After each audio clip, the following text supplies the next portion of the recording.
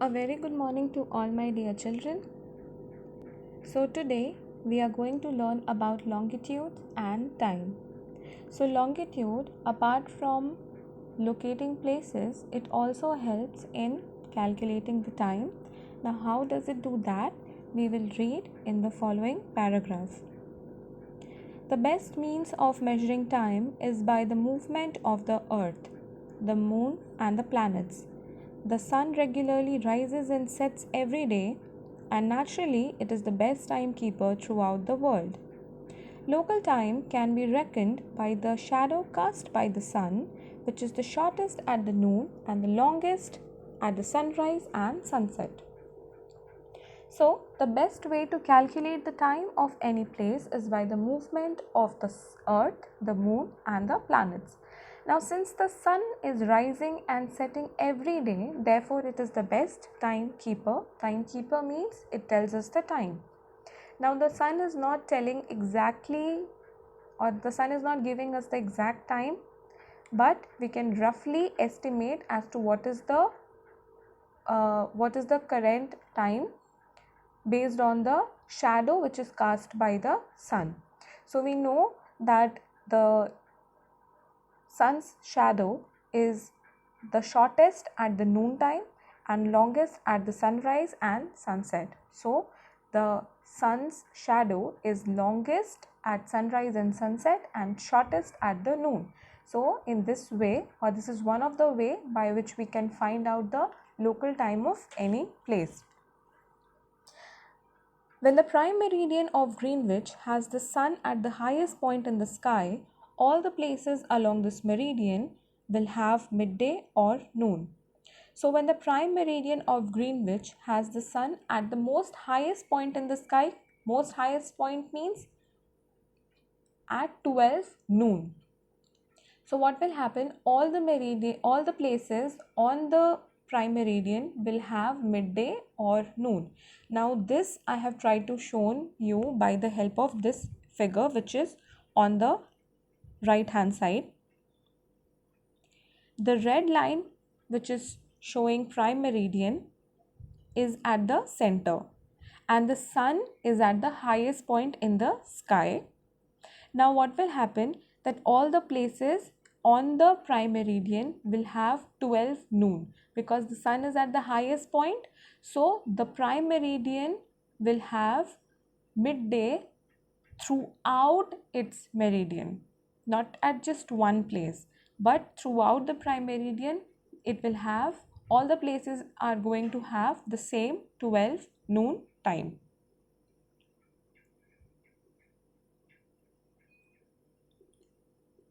So, as the earth rotates from west to east, those places east of Greenwich will be ahead of Greenwich time, and those west will be behind it, figure 2.8.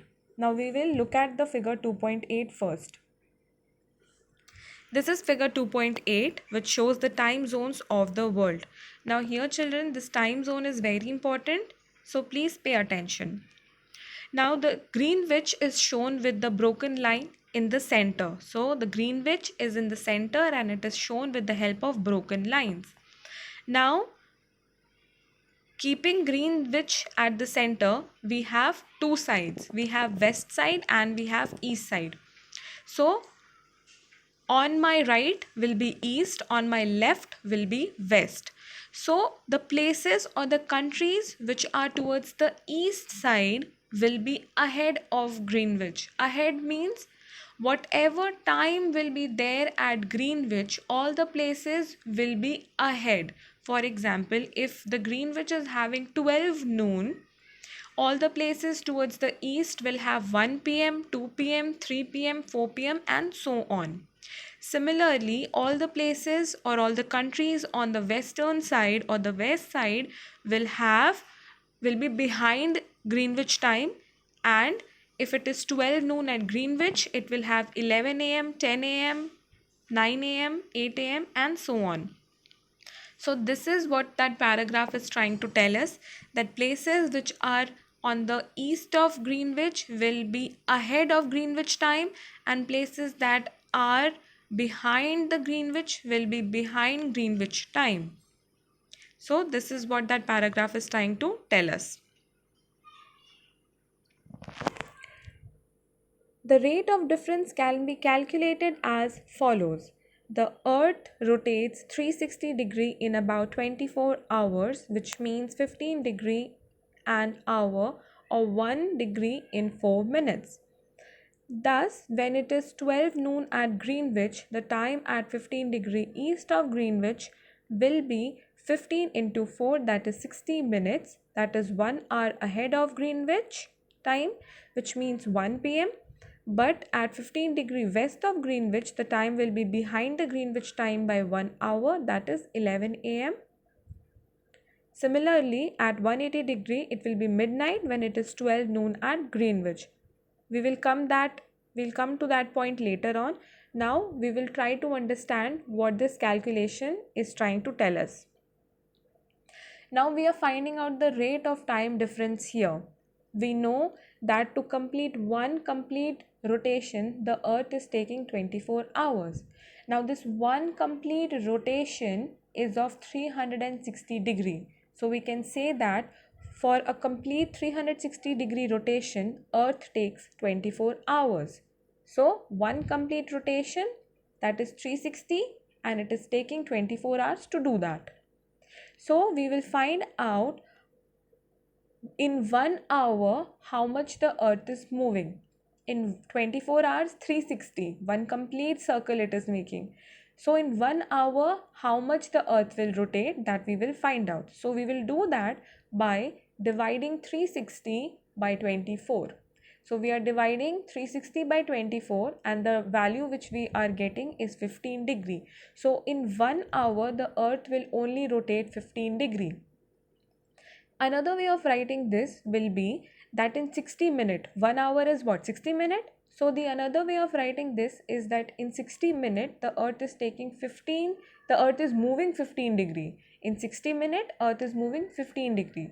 So now here we will find out that how much time is Earth taking to move 1 degree. How much time is Earth taking to move 1 degree? So for that, we will divide that 60 by 15. We will divide that 60 by 15. 60 is the time taken and 15 was the degree, the movement of the Earth, 15 degree. So the value which we will get is 4 minutes. So in 4 minutes, the Earth is rotating only 1 degree. In that 4 minutes, the Earth is rotating only in 4 minutes, the Earth is rotating only 1 degree.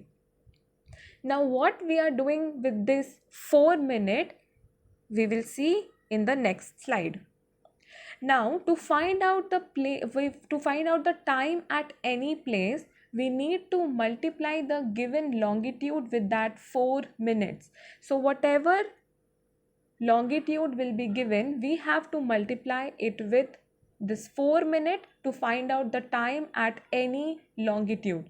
So now you know why did we do so much of calculation. We did so much of calculation to take that 4 minute, to take out that 4 minute. Now that 4 minute will be multiplied to every longitude that will be given to find out the time at that longitude. Here there is an example given where we have to find out the time at 15 degree west and 15 degree east of Greenwich. So we have values of two longitude. First is 15 degree west and the other is 15 degree east. So what we will do is that we will multiply this 15 with 4. So the answer is 60 minutes. Because for 1 degree rotation, the Earth is taking 4 minutes. So what will happen, that the 60 minute that we are getting is 1 hour. So 15 degree east of Greenwich will be 1 hour ahead of Greenwich. That means if it is 12 noon at Greenwich, it will be 1 pm at 15 degree east of Greenwich. Getting 1 hour ahead means in that 12 noon we will add 1 hour. So after 12 what is coming? After 12 noon 1 pm is coming. So 15 degree east of Greenwich will have 1 pm as its time, and 15 degree west will be behind the Greenwich. That means we will minus 1 hour in 12 noon, that will come out to be 11 a.m. So at 15 degree west the time will be 11 a.m. Now another example, I'll give you another example. We have to find out the time at 30 degree east. Now what we will do, we will multiply 30 with that 4. The answer will be 120 minutes or 2 hours. So we know that east is ahead of Greenwich time. So what are we doing? We are adding. We will add. In ahead we will add 2 hours. So 30 degree east will be 2 hours ahead of GMT. So if at Greenwich the time is 2 p.m. so at 30 degree east the time will be 4 p.m. So we will add 2 and the result will be 4 hours at 30 degree east. So in this way we are finding out the time at any location with the help of longitudes. So I hope now this calculating time is clear to you. Now we will continue reading our chapter.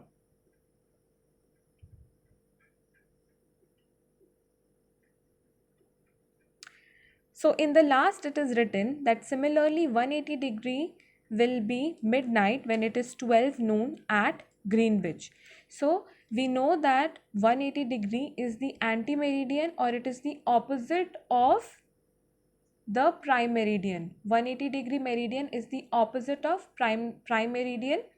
So whatever time will be there at the prime meridian, the opposite will be the time at 180 degree meridian. And if it is 12 noon at Greenwich, it will be 12 midnight at 180 degree meridian, because we will do just the opposite. If it is 12 noon, it will become 12 midnight. Okay, now we will move on to the next paragraph. At any place, a watch can be adjusted to read 12 o'clock when the sun is at the highest point in the sky, when it is midday. The time shown by such a watch will give the local time for that place. You can see all the places on the given meridian of longitude will have the same time.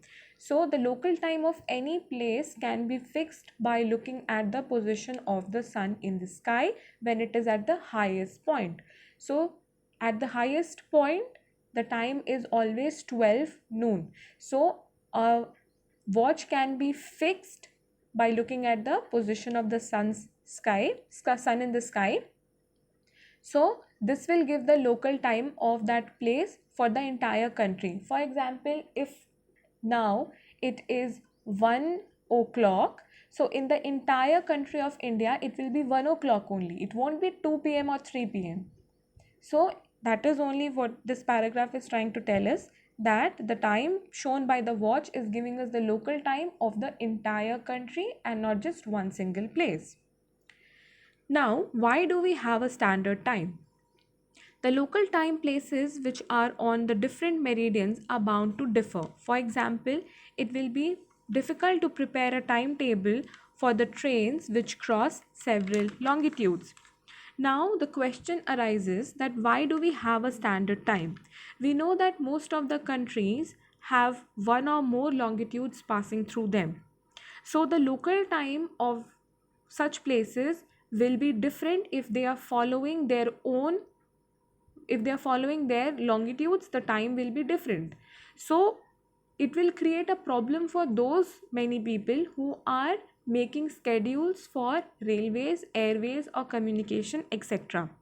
So in order to remove that difficulty, in order to remove that confusion, and in order to maintain a uniformity throughout the country, every country has selected only one standard meridian or one standard time which is followed by the entire country. Like for example, in India, the standard meridian of India is 82.5 degree east.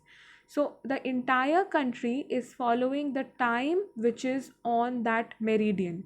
If on that meridian it is 1 p.m. now, it will be 1 p.m. in the entire country, irrespective of how many longitudes are passing through that country. So the Indian standard meridian is 82.5 degree, and we have accepted that meridian as the Indian standard time. Now in India, for instance, there will be a difference of about 1 hour and 45 minutes in the times of in the local times of Dwarka in Gujarat and Dibrugarh in Assam. So we all know that Assam is a northeastern state, and the sun the sun will rise first, or as the states of Assam will have sunrise first, and then the state of Dwarka in Gujarat will have its sunrise. So there is approximately a time difference of 1 hour and 45 minutes in the local time of Dwarka and Assam. So what will happen, this will create a confusion. Suppose if they have to board train and there is a time difference of 1 hour and 45 minutes, so how will they board train when there is so much of time difference? So to remove this difference only, we have accepted 82.5 degree as the local time, or we have accepted this longitude as the standard meridian, and whatever time is there on this particular meridian, that will be followed by the entire country. So this is only the Indian standard time. If it is having it's 11:30 a.m. right now in that 82.5 degree east longitude, the entire country will have 11:30 a.m. in the entire country. It will not be different. That is why we need to have a standard time. Otherwise there will be a problem in preparing the time schedules for railways, airways, communication, etc.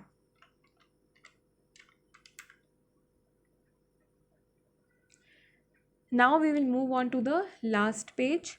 Kabir lives in a small town near Bhopal. He tells his friend Alok that they will not be able to sleep tonight. A day and night cricket match between India and England had started at 2 p.m. in London. This means that the match would begin at 7:30 p.m. in India and finish well into the night. Do you know what is the time difference in India and England? So for this paragraph, again I will take you back to the same figure 2.8, where we have the time zones of the world.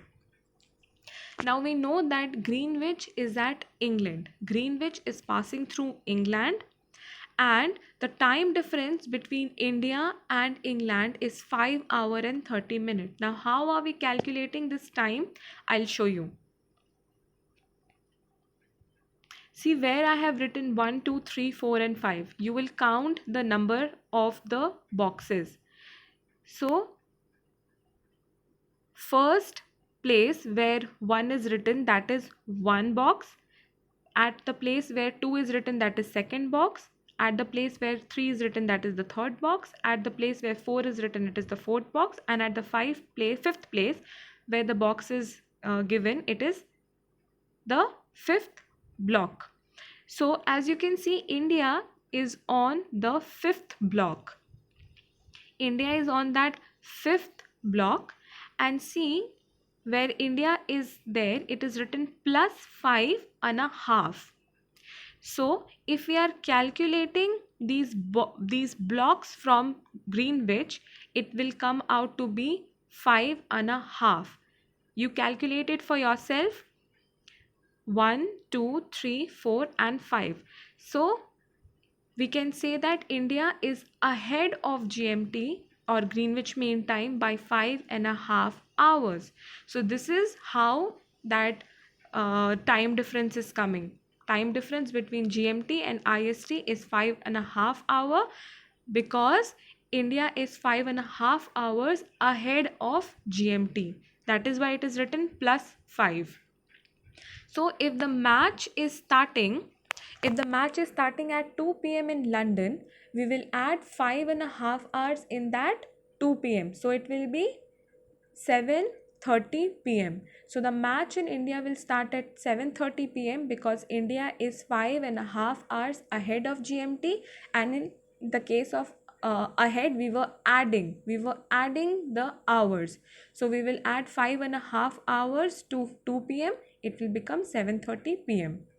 Now it is asking us to tell the time difference. So the time difference between India and England is 5 hours and 30 minutes.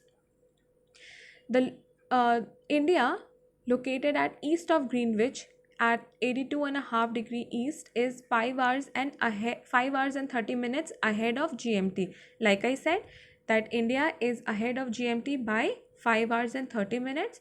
So it will be 7:30 p.m. in India when it is 2 p.m. noon in London. So we are adding 5 hours and 30 minutes in that 2 p.m. and we are getting 7:30 p.m. in India. Some countries have a great longitudinal extent, so they have adopted more than one standard time. For example, in Russia, there are as many as 11 standard times. The earth has been divided into 24 time zones of 1 hour each. Each zone covers 15 degree of longitude. So countries which are very big in size, like countries like Russia, which is having a very huge surface area, so in that case the countries are accepting more than one standard time. So Russia is having 11 standard time and the earth is divided into 24 time zones and it is of 1 hour each and each zone covers 15 degree of longitude. Now just a minute. Now here if you will see, if you will count the total number of blocks, it will come out to be 24 because there are 24 time zones. If you will count all these blocks, it will come out to be 24. So the whole of the earth is divided into 24 time zones and each longitude is at distance of 15 degree. So each longitude is at a distance of 15 degree. So if we will see the part towards the east of Greenwich, the first longitude is at 15 degree, the second longitude is at 30, the third longitude is at 45, the fifth longitude is at 60, 75, 90 and so on. So this is how the longitudes have been divided. So there are in total 24 time zones and each time zone is of 15 degree and each time zone is at a distance of 15 degrees. Now in this way we have come to an end of today's session. Now children, you will learn this or you will read this chapter again, and if you have any sort of doubts you can message me on Campus Care. I am there to solve all your queries and you will try to find out the answers of the exercises, that is tick the correct answer and fill in the blanks by your own, and we will discuss all the answers in our next video where we will do our question answers. So I'll see you in my next video. Thank you.